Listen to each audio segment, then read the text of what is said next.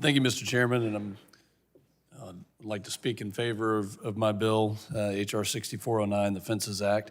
Before I do, I just want to address one thing that I continue to hear.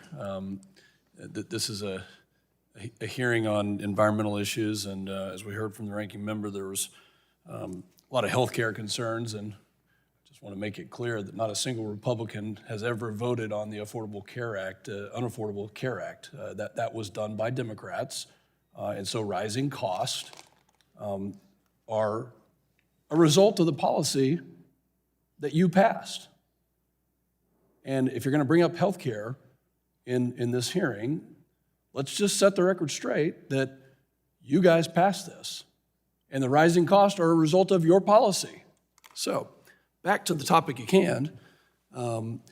Across the country and the state, states are being unfairly penalized for emissions that they didn't create, whether it's smoke drifting from Canadian wildfires or emissions carried over the border from Mexico.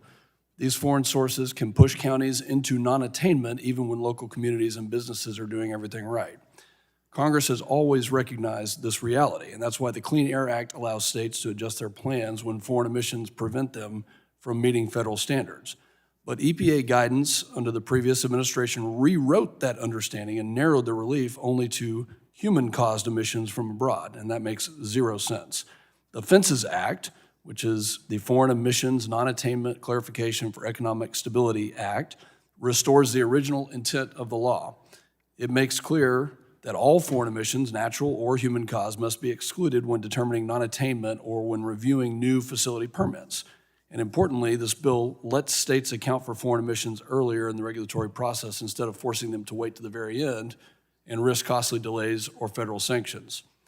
This matters in every region of the country, but let me highlight the consequences back home in my district in the Permian Basin. We saw this play out recently when the Biden EPA floated a possible non-attainment designation that created real uncertainty. Even the hint of non-attainment sends a signal that permits could slow down, costs could rise, and long-term planning becomes harder for producers and communities alike at no fault of their own.